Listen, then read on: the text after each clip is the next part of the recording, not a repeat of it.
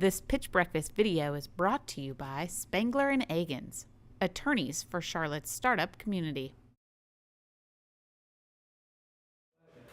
Hey everyone, my name is Christian Zimmerman and I'm the co-founder of Qoins, spelled with a Q. Today the total consumer debt is $12.7 trillion, and we usually just credit card debt, and that alone amounts for $1 trillion of the overall consumer debt. I think we can all agree that that number and that problem is a growing one and will continue to keep growing unless we don't find innovative ways to solve this. And so by trying to solve my own problem, I found that there was a need for a product that not only helped you save money, but also help you make additional payments and pay off debt faster without thinking about it. And so that's exactly what we do. Qoins is helping tackle this problem through an automated micropayment solution that helps people pay off debt through everyday purchases. So a quick example is, let's say I want to get a cup of coffee, right? We have a cup of coffee, coffee shop right here. That cup of coffee costs about $3.20, right? With Qoins, we'd round up that transaction to the next dollar, so $4. That 80 cents would then be applied towards the debt I'm trying to pay off automatically. Our total addressable market is at 80% of Americans who have some form of revolving debt, but our initial target market are late millennials between the ages of 25 and 34. The reason being is we're transitioning to adulthood, we're getting married, we're having kids, or all the above. And so, just to put into perspective, since launching this January, we've already helped pay off over $500,000, $500,000 worth of debt just in spare change, and our average user's rate is saving roughly $50 in spare change on a monthly basis. So right now we generate revenue through a monthly subscription model of $1.99 per month whenever a payment is sent out. And so this type of value we're able to bring to our customers at a very low cost and very little effort. So our ask right now is we're looking to raise our seed round of $750,000. So if you're interested or have any other questions, feel free to reach out to me after. Thank you.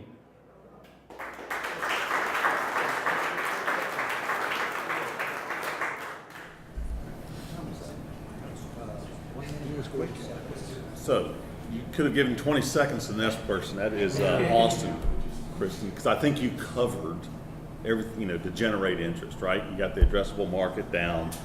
You actually said you had a minimal viable product without having to say it, that you've saved money. So I thought that was awesome, right? Keep that up. In fact, I'd look to fill in a little bit more maybe about the team, why you're unique. That's one of the things that you didn't cover. Talk about the team. So Yeah, so it's myself and my co-founder Nate. Where's Nate? Where's Nate? Stand up, Nate. Stand up, Nate. Nate, that's Nate. All right, Nate. It's just two of us right now. I graduated in Georgia State. We both went to Georgia State. I studied business administrations. He's our CTO, technical co-founder. So we both have a good symbiotic relationship. Yeah, sure. one other question about revenue. So $1.99 a month, how does that scale and over time? Yeah, so right now we have our source of revenue is based on the payments. So a user can have up to 3 payments right now. So it's not so much solely based on the user itself, it's on the payments. Right now we have right at 6,000 payments. And the cool thing about that is we're taking it off the top. So as the user is saving money, just before we send the payment out, we deduct the $1.99 from the top. So the user doesn't ever really feel the fee itself. Obviously, that's one form of revenue. We also build partnerships with refinance companies such as Prosper, SoFi, Credible, and credit score companies as well to generate additional revenue. And those are kickbacks, so $3.50 up to $250 whenever somebody refinances. Mm-hmm. How much? So you guys relieved $500K in debt for people, right? So how many people was that? That's roughly 5,000 users right now. 5,000 users. And how much money did you guys make? How much revenue? So we just broke 100K ARR thus far, so we're a little over 11,000 on a monthly basis. How did you get the 5,000 users? So 30%, it's more, 32% is through referral and affiliate marketing, and the rest is organic. So it's people going directly to our website through word of mouth. And so in regards to the referral and affiliate marketing, we build relationships with personal finance bloggers, expert referrals, universities, to where they can actually, promote Qoins, and from there we'll give them a referral fee. Do you know what your customer acquisition cost is? Yeah, so our fee, our CAC for referrals is $5, and then we've also started testing other modes such as App Store optimization. So what we do there is we'll actually target our top lenders that people are paying off, such as, for example, Capital One, And so whenever Capital One, somebody wants to download Capital One, we'll put Qoins ad right there. And that CAC right now is at $2.39. Yeah. So there's a thing that you're doing over and over and over that's really effective, which is when you're asked a question, you give a really specific answer, right? I mean, can you guys, right? Practice a lot. I mean, these are like, I mean, you seem to know what you're talking about, right? And when an investor is talking to a prospective company, the vaguer the answer, the easier it is for the investor to just move on, right? To just go, like, nice guy, whatever, right? And the specificity that you're bringing to the table really helps you, right? And so, like, if anyone else is doing this, like, the more specific you can be when you're responding to an inquiry, the better, right? So, really good. Yeah, I think that's a good point. Sometimes people focus too much on what they're saying and not on how they say it. And the truth is, investors probably pay more attention to how people say things because they're really investing in people. I can guarantee you, I mean, every single business that we've invested in is completely changed by the time that we heard the pitch, gave a check, and the company grew. So we know that we're not investing in the idea, we're investing in the people pitching the idea. And so we do pay a lot of attention to the people and how you say something.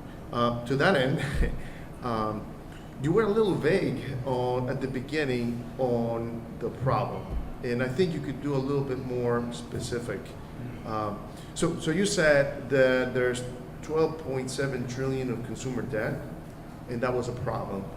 I don't know that that's a problem necessarily for everybody. I mean, I have debt and I want to have that debt. So I don't want to necessarily solve that debt. So I think you could have been a little more specific on who your customer is and what part of the problem you're trying to fix. Yeah, the first thing I wrote down is, like, I said, this guy thinks debt is bad, right? Yeah. And like, that was my first, and like, I don't think that now that you've talked, but your first couple sentences made me think that you thought that debt was bad, and that's not bad. Correct. Yeah. Like, too much debt sucks, but like, that, like. I guess I should put more of an emphasis on revolving debt. Yeah. Revolving debt, that's what's recurring. I mean, Yeah. most people, non-revolving debt is not bad. Revolving debt can be bad. Sure, yeah. Yeah, I think, so when you throw a lot of information, it can be good, but sometimes when you go a little deep on particulars, it's great to cover all the bases, right? It's great to cover the problem, the solution, the market, your team, whatever. But you have to, and when you're talking, you have to show depth of knowledge. And the more you say something, the more subtle hints you throw about the fact that you truly understand the problem. So if you say something like, debt is like this, and it's this big, and it's bad, well, you're not going deep enough in showing the problem. That's the point. I think if you go deeper, you actually, it's not even the data, it's the fact that you understand the problem. It's the notion that you understand what you're talking about. So maybe instead of going wide array, just total consumer debt, just focus in on credit card debt, revolving credit card Well, the debt. key, I think, is to completely define your customer. Yeah.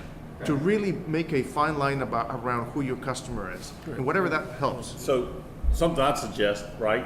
A lot of the big banks have the round up program. That's to put it in savings. The person you want to get to realizes they spend that savings to go out and have 3 more drinks with friends. You want to find the person who actually has the debt and wants to pay it off without seeing it, right?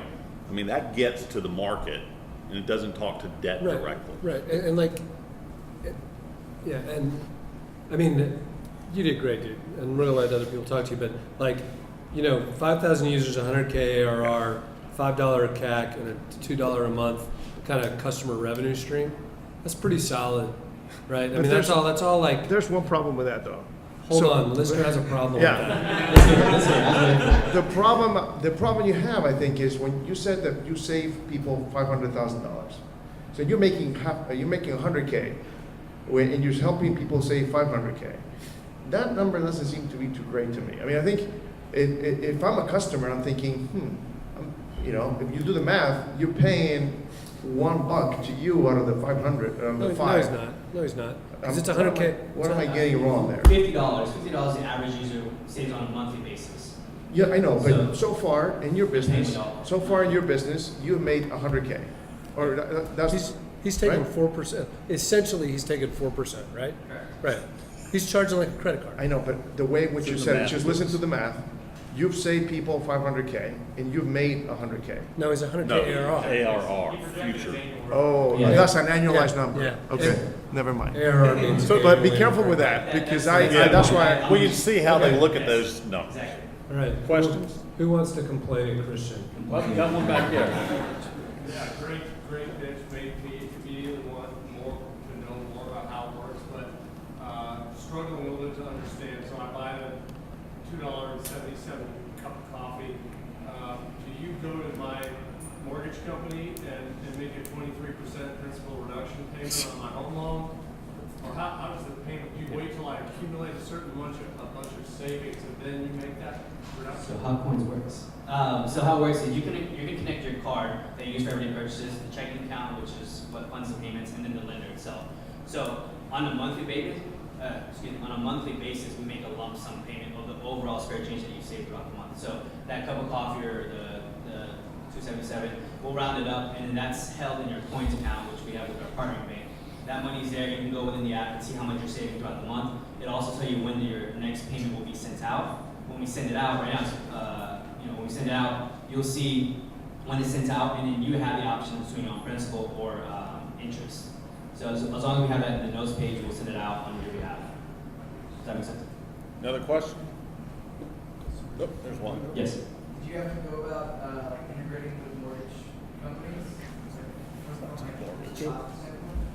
Currently, no. We do want to partner up with direct lenders, and so we're doing that more so with student loans, but it's very time consuming, so right now we're just kind of going free for all. Our goal is really to integrate with a lot of these lenders, but it's more so showing them the value that we're bringing to their customers first, and then trying to build a relationship. Yeah, because you're going after credit card balances right now, right? Right. Yeah. Yeah, you're not doing mortgages.